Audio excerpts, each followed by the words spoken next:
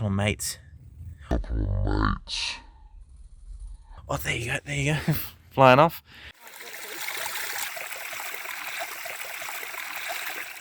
Spotted Pond people, Odin from Bell's Water Gardens here, showing you our new project. It's a dry riverbed through the culvert, running through this absolutely gorgeous property in the heart of Ballarat. So we're doing a 40-metre long dry riverbed. It's going to end about there, run all through here, and then right under there where the water comes through under the road is where it begins. We're going to have a little pond there, little pond here, where it's already starting to form up, one with all the erosion and water that comes through. When it rains through here, like we've had the past weekend, it just floods through there. So we got to make it nice and wide, get some nice flat rocks through it, make it all nice and beautiful. We'll have a few waterfalls here and there, so we'll have one up the top, one here, one around here, probably one there as well, another one down there.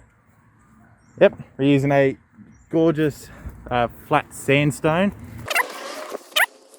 So with how flat all this stone is, and the shapes as well, the water's just going to flow over it nice and easily when the rain comes. Update on the dry riverbed culvert. So we've got this all dug out here so we can chuck in some nice big rocks all around there to make a little pond. We'll hide the culvert pipe right there. The water's going to be flowing down here where Mason's digging out the second pond. Just finishing up for the day now. Got all that done, all this dug, and we are just going to geo line the whole thing because, well, with it being a natural waterway, a stormwater culvert, if we have rubber liner in there, then the water's just going to fly down there. This way it has a chance to soak into the ground and still water everything around here. And all the little pond spots, because it's not going to be running all the time, if we do rubber line it, the pond spots will just hold the water in them and that will just become a mosquito cesspit. Yeah, I'll walk you through what we've done. So right here we've got a nice flat pave, a bit like a crazy paving sort of look through here, coming through. That way the water will have somewhere to smoothly flow over and come out a little faster. Then we got it coming into our first little pond here. And the reason why we chose it here was there was already a bit of a pond from all the erosion already there. So we just made it wider, deeper and bigger. And also because we got this blackwood wattle gum tree right here, just growing right through it over the waterfall. So we decided to integrate that in and it looks amazing, as you can see.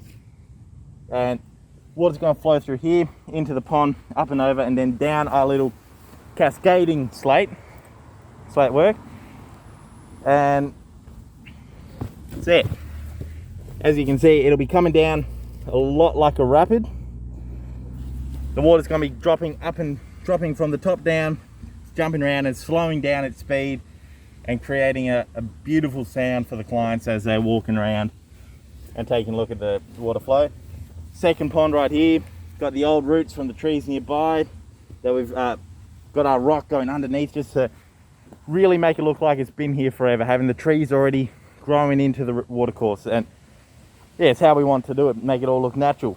Then we've got our third pond right here, a lot of big rocks and nice and deep. So that's been fun to do, all the really big rocks we've put in there.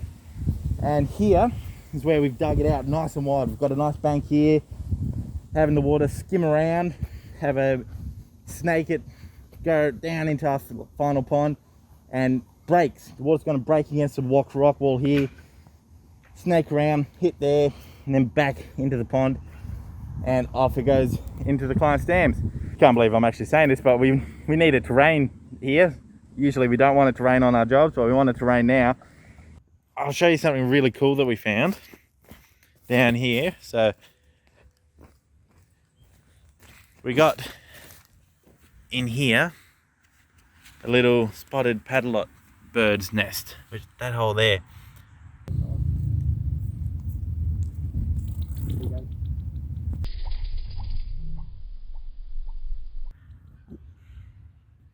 Which is a gorgeous little bird. I just saw one fly in there.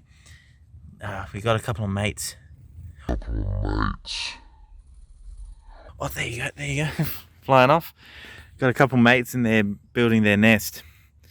And it's right along the watercourse, so we're gonna put in a nice big piece of slate coming out over about to there, so that the water will come over and not disturb them. Have a few big rocks here. Set up the GoPro. Yes. Is he back again? Yeah, he's just up on the branches up there. He's got heaps of colours. There's his partner. Yeah. They're building a nest.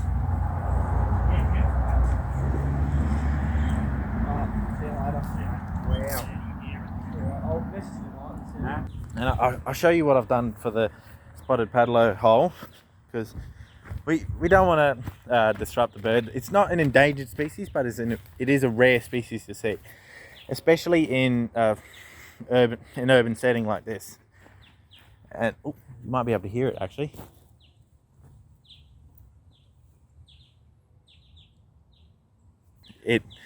Hopefully they don't come flying at me for sitting in front of their nest.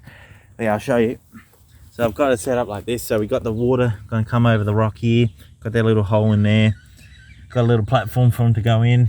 Gonna have a nice split rock going through here, and nice big high rock there with a bit of a big rock here. We're gonna waterfall foam here, in there, and around here, just so none of the water will seep under and disturb them.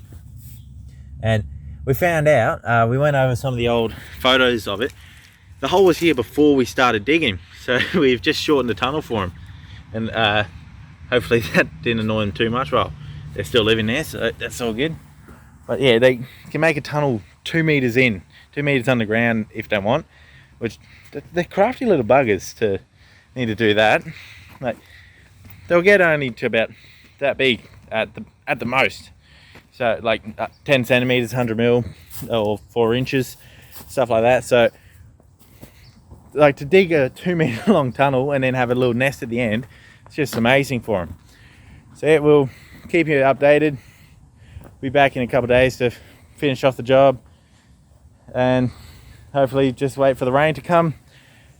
Wouldn't mind it to come sooner rather than later for once, so we can see this flowing. First thing you want to do when you finish building a waterfall or a creek or a pond, any type of water feature, first thing you want to do is flick the switch and have it, see it going, which is a little tricky when you're doing a dry riverbed in a culvert.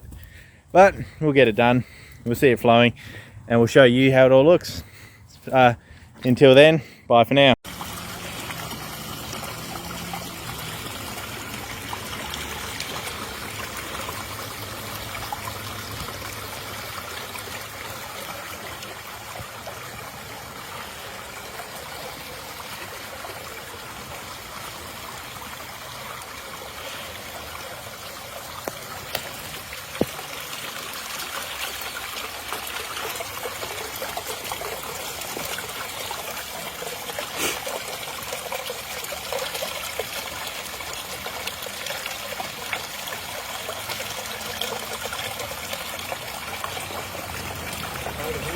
Flowing quite nicely past the